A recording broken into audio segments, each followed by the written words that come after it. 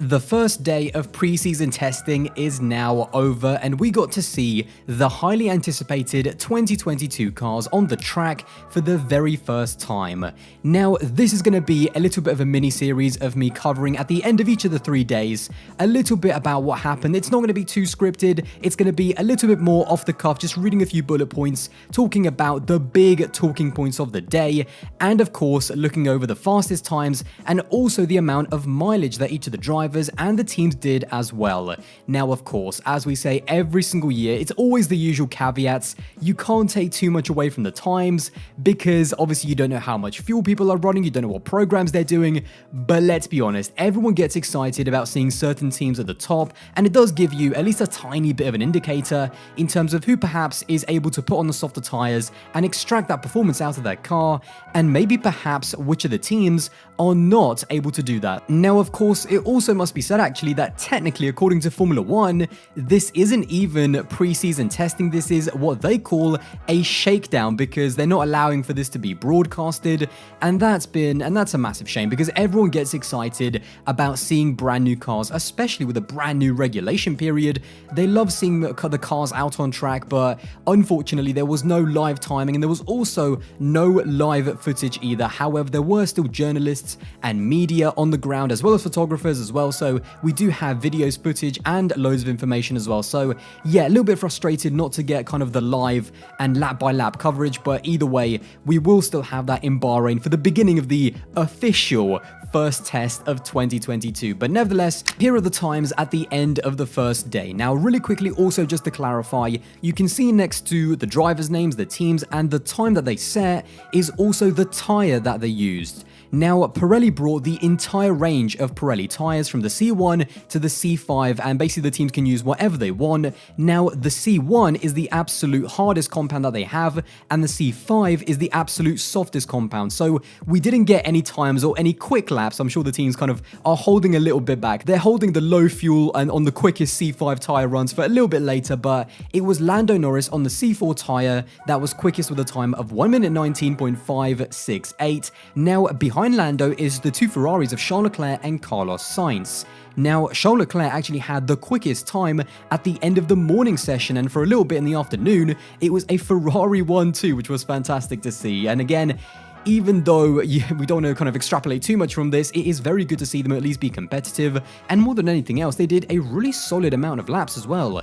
80 for Leclerc and 69 for Sainz, so yes, everything at the moment looks pretty good for Ferrari, and it's just good to see them up there anyway. Right behind those two as well, we have the two Mercedes of George Russell and Lewis Hamilton. A really good start for George Russell, 77 laps, Valtteri Bottas's number if that's a coincidence right there, doing a time of 1 minute 20.784. So Mercedes also looking fairly strong and doing a decent amount of laps. Right behind Lewis is Sebastian Vettel in the Aston Martin, and boy did that Aston Martin look incredible in all of the pictures. One of the teams that wasn't talked about actually as much was AlphaTauri. They had a really kind of low-key day, but from everything that the team have said, they had a really good day in terms of just getting through their program, absolutely no problems, and again, a pretty solid time for Yuki Tsunoda of a 121.638 with 116 laps on the board, so it was just him driving. Pierre Gasly will take up the entire day, and different teams actually alternate. So some teams, for example, like we saw with Ferrari, some teams prefer to have one driver in the morning session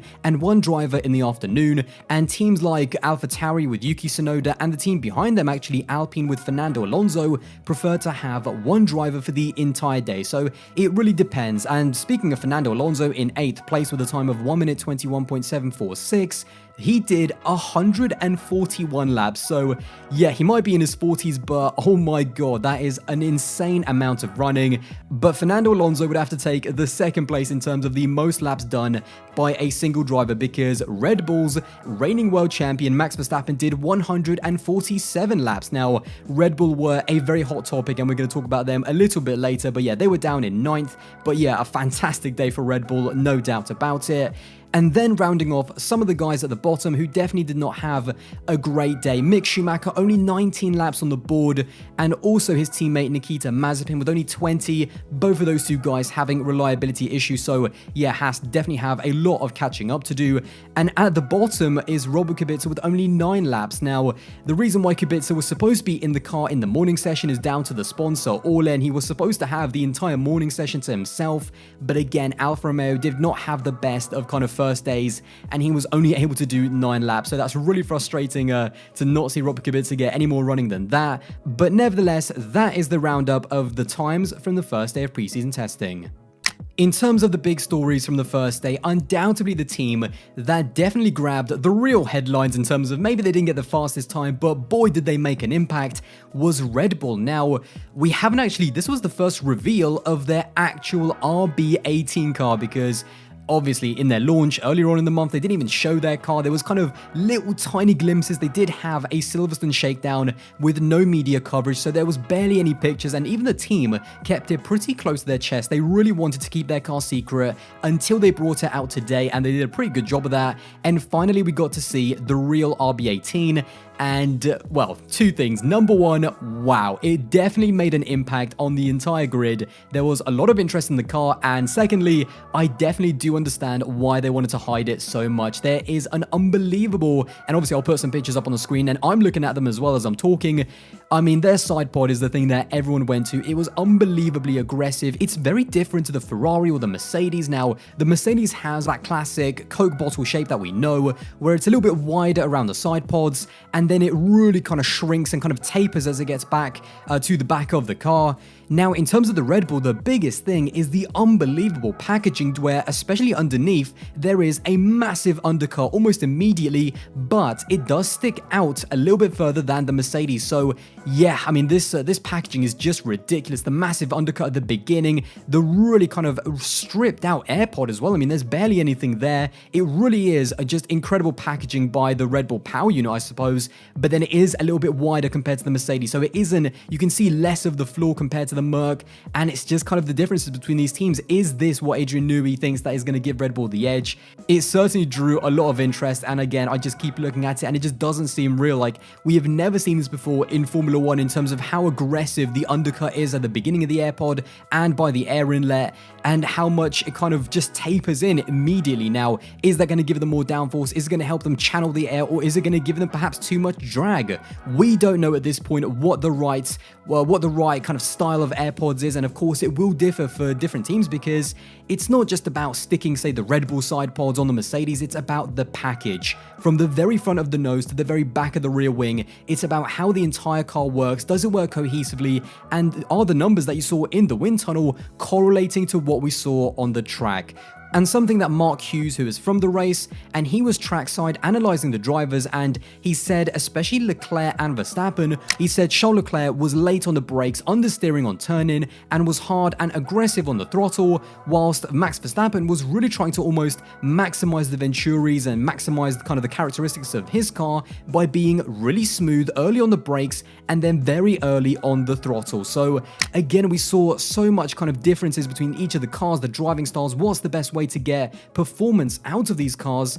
And again, it's just, we're all learning in this brand new era, and it's amazing to see all these differences as well, because all of these little differences are just fascinating, because the mark of a good driver is not just how fast you are, but if you can adapt to getting the right performance out of your car with the way you drive. Does it need you to be adaptable and drive a little bit differently in different corners and at different phases of the race, under low fuel and high fuel? All of these things are things that they're finding out right now by doing these long runs and doing kind of also runs on a little bit less fuel. So yeah, this is why this time of year is so fascinating.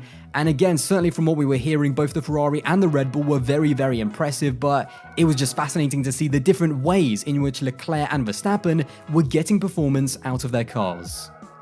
However, in terms of some of the teams that didn't have a great first day and will definitely be looking to do some catching up in the second day are both Haas and Alfa Romeo. Now, Haas is a team that I think a lot of people are interested in because obviously they had the most amount of wind tunnel time because they finished last in the Constructors' Championship. They had a few reliability issues that really ate into their track time, and again, Nikita Mazepin only doing 20 laps and Mick Schumacher only doing 19 laps and also actually having a bit of an off in the afternoon session. Now, in terms of what their reliability issues were, they had a cooling leak which needed the floor to be removed, and that really ate into their time.